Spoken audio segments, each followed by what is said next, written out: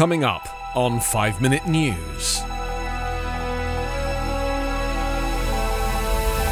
Barack Obama criticises Russia and China for lack of climate urgency. January 6 committee subpoenas 6 further Trump associates. And Ahmaud Arbery appeared tired running before he was executed, jury hears. It's Tuesday, November 9. I'm Anthony Davis. Barack Obama expressed confidence at the UN climate talks on Monday that the Biden administration will ultimately get its $555 billion climate package through Congress, and faulted US rivals China and Russia for what he calls a dangerous lack of urgency in cutting their own climate-wrecking emissions. As nations complained of lagging trust and progress in the climate talks, Obama, one of the leaders who paved the way for the historic 2015 Paris climate deal, threw in a touch of his trademark hope, but admitted that images of dystopia were creeping into his dreams. There are times when the future seems somewhat bleak. There are times where I am doubtful that humanity can get its act together before it's too late, Obama said at the 2-week-long negotiations. But we can't afford hopelessness. His comments came as conference leaders acknowledged on Monday that many key sticking points exist after a week of talks. A trust gap between rich and poor nations has once again emerged, and developing countries used the word disappointing when leaders talked on Monday about the progress to date in the talks. Former President Donald Trump pulled the US out of the Paris Accord, and while President Joe Biden put America back into the climate deal, the Trump move set back US efforts. Other top polluters, including China, India, and Russia, are moving far more slowly on fighting climate change than scientists say is needed. Expanding its probe, the Congressional Committee investigating the January 6 Capitol insurrection has issued subpoenas to 6 more associates of former President Trump, who were involved in his efforts to overturn his defeat in the 2020 election. The House voted last month to hold longtime Trump ally Steve Bannon in contempt after he refused to comply with his subpoena from the panel investigating the origins of the violent attack.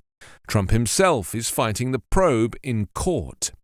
The committee's chairman, Mississippi Representative Benny Thompson, said in a statement yesterday that the panel is demanding testimony and documents from former Trump campaign officials and others who participated in a war room ahead of the siege and otherwise strategized about how to halt the certification of Joe Biden's victory.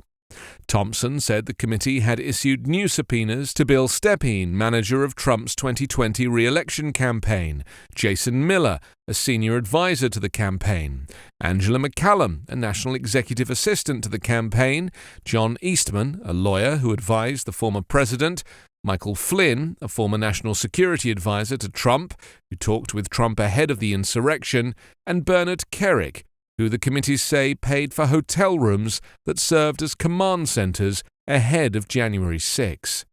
In the days before the attack, the former president's closest allies and advisors drove a campaign of misinformation about the election and planned ways to stop the count of electoral college votes, Thompson said.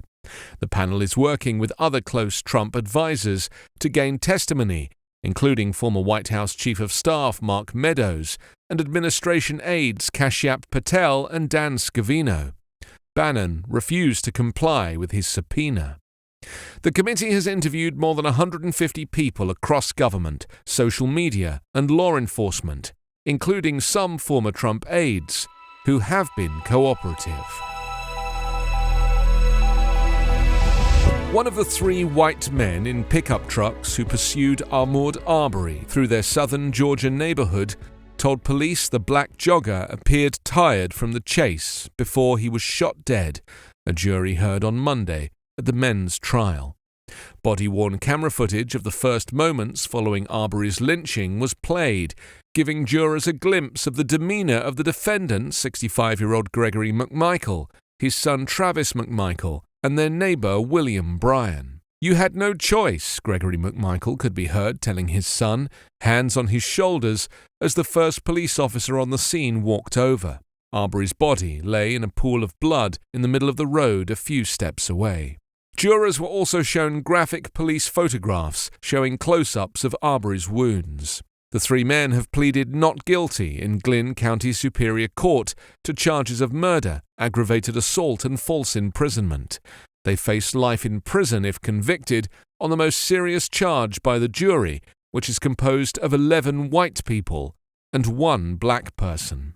The men say they thought Arbery might have been fleeing from a crime when he ran through Satilla Shores, a quiet cluster of family homes outside the small coastal city of Brunswick on a Sunday afternoon in February 2020. Prosecutors say they had unfairly assumed the worst about a 25-year-old black man out for a Sunday run. The men pursued Arbery in pickup trucks for several minutes before the younger McMichael opened fire with his shotgun. Larissa Olivier, a prosecutor from the Cobb County District Attorney's Office, sought to undermine the defense argument that the men were trying to detain Arbery under a citizen's arrest law, which requires a person to have reasonable suspicion that a felony has just been committed. You can subscribe to 5 Minute News on YouTube with your preferred podcast app. Ask your smart speaker or enable 5 Minute News as your Amazon Alexa flash briefing skill. Subscribe, rate and review online at 5minute.news. 5 Minute News is an Evergreen podcast covering politics, inequality, health and climate, delivering independent, unbiased and essential world news daily.